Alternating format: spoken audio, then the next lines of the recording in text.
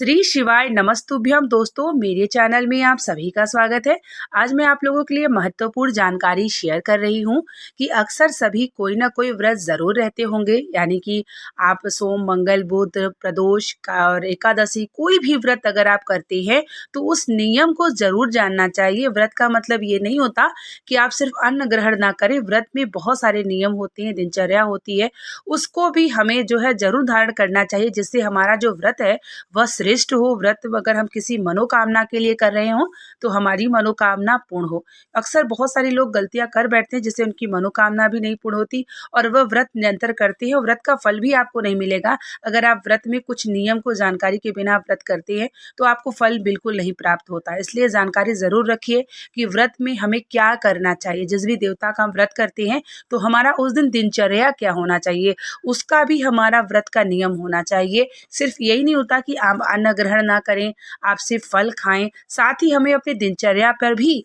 अपने जो है इंद्रियों को भी कंट्रोल करना होता है, और जिससे हमारा व्रत जो है सफल हो, श्रेष्ठ हो और हमारे इष्ट आदि देवता प्रसन्न हो। तो आइए हम जानते हैं आपको, और इस वीडियो को आप चाहे तो शेयर भी ज़रूर करिएगा, ताकि जितने लोग व्रत करते हैं, जो भी किसी भी मनोकामना के लिए करते हैं या एकादशी करते हैं या प्रदोष करते हैं, तो उनका जो व्रत है वह सफल हो।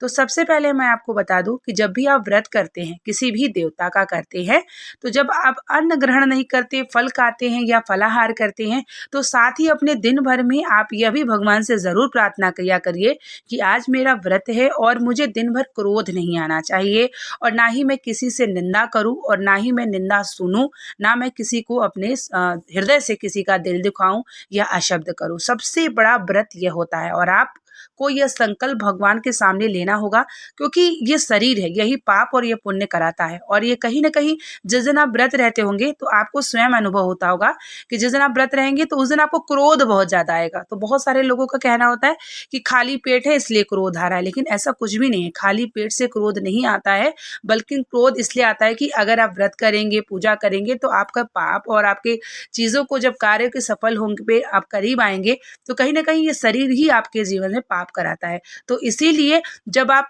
व्रत को करते हैं तो क्रोध आता है, तो आप क्रोध को आप समाप्त करें, क्रोध बिल्कुल ना करें। और ये कैसे होगा? ये भगवान के सामने जब आप संकल्प लेंगे, भगवान ही आपके शरीर से क्रोध को समाप्त कर सकते हैं। अन्यथा ये शरीर है, ये मन है, क्रोध सबको होता है, और जिस दिन व्रत रहते हैं उस दिन ज्यादा होता है, जिससे आपका व्रत उसी समय समाप्त हो जाता है। व्रत का कोई फल नहीं मिलता अगर आपने क्रोध कर लिया। दूसरा है कि आप किसी की निंदा ना करें, उस दिन बिल्कुल निंदा ना करें। आप सुबह से भगवान से प्रार्थना करें कि ना मैं किसी की बुराई करूंगा, ना करूंगी, ना सुनूंगा, ना सुनूंगी, और ना ही मैं किसी को अशब्द बोलूं, और ना ही मेरे आत्मा से किसी आत्मा को दुख पहुंचे। ये 3-4 नियम आपको जो है भगवान के सामने ही संकल्प लेना होगा जिस समय आप व्रत करते हैं, ताकि आपका जो व्रत है ना वो पूर्णतः श्रेष्ठ हो, मान्य हो, भगवान आपके व्रत को स्वीकार करें। और 24 घंटे में जब आप भगवान का ध्यान करेंगे, भगवान के चित्त में अपने बैठाएंगे, तो यह कार्य आपके शरीर से बिल्कुल सफल होगा।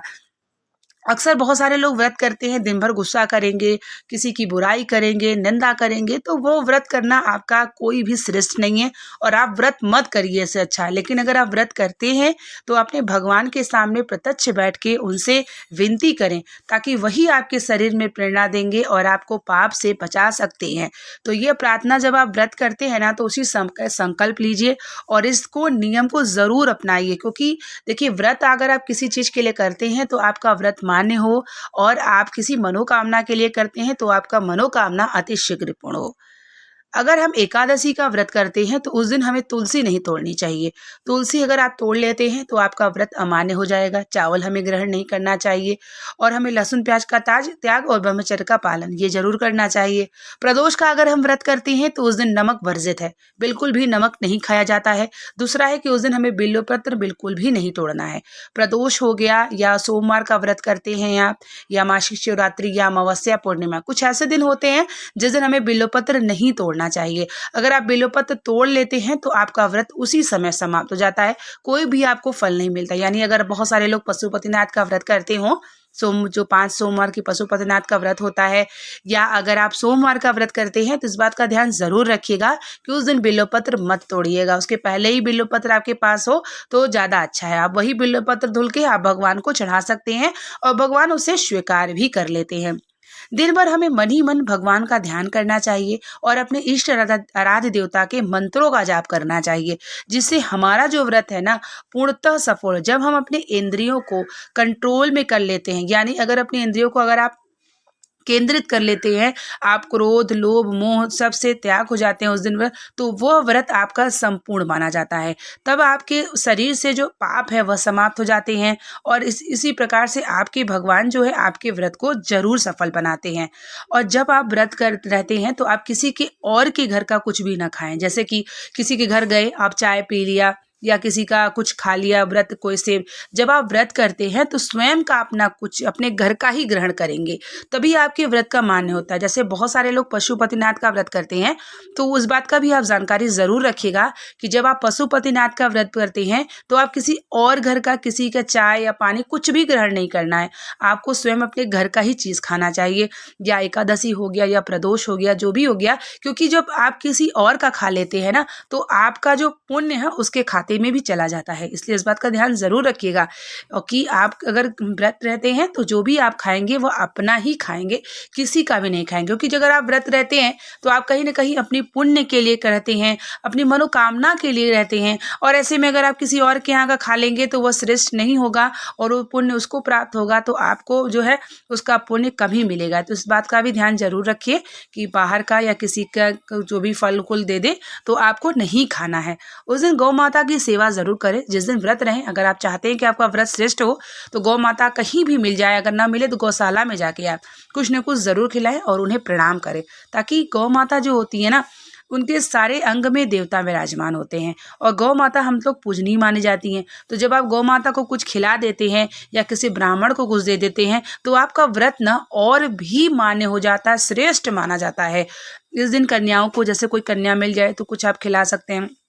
इस दिन अगर आपके बच्चे घर में चिड़चिड़ चिड़चिड़ कर रहे हैं, परेशान कर रहे हैं, तो उन्हें आपको मारना नहीं है, उन्हें आपको डांटना नहीं है, क्रोधित नहीं करना है और कोशिश करना है कि अपनी आत्मा से, यानी अपनी आत्मा से उस दिन किसी को भी, ऐसे तो प्रतिदिन हमें ये चाहिए कि हमारी आत्मा से किसी आत्मा का दुख न पहुंचे, क्योंकि सबसे बड़ा कर्म यही है कि आपकी वजह से किसी चेहरे पर हंसी आ जाए, इससे बड़ा व्रत कोई नहीं होता है। लेकिन अगर आप व्रत करते हैं तो इस बात का भी ध्यान रखिएगा कि बच्चों को डांटना मारना या चीजें नहीं करना है और आपका दिन भर आपको भगवान का मन ही मन मंत्रों का जाप करना है और आपको उन्हीं से प्रार्थना करनी है कि मेरा व्रत को श्रेष्ठ बनाएं, मुझे क्रोध ना आए, लोभ मोह ये सब चीजें बिल्कुल ना आए और हमारे अंदर जो है हर प्रकार की आपकी भक्ति दिन भर रहे, ये मैं चाहती हूँ और इस व्रत को आप ही पूर्ण करा सकते हैं। ये प्रार्थना आपको सुबह उठकर ही भगवान के समक्ष आपको बैठ के करना है, ताकि भगवान ही आपके जो है आपकी जो भी पूजा है, पाठ है, नियम है, उनको आपका पालन जरूर कराएं, जिससे आपका व्रत जो है ना वह सफल हो। इस वीडियो में जानकारी बहुत ही महत्वपूर्ण है। इस वीडियो को आप चाहे तो शेयर भी करेंगे तो ज़्यादा अच्छा होगा। बहुत सारे जो लोग व्रत रहते हैं उनको भी जानकारी रखना ज़रूरी होता है, जिससे उनका व्रत सफल हो। और इस वीडियो को शेयर के साथ साथ अगर चैनल पे नहीं जुड़े हैं तो चैनल को सब्सक्राइब भी कर लीजिए।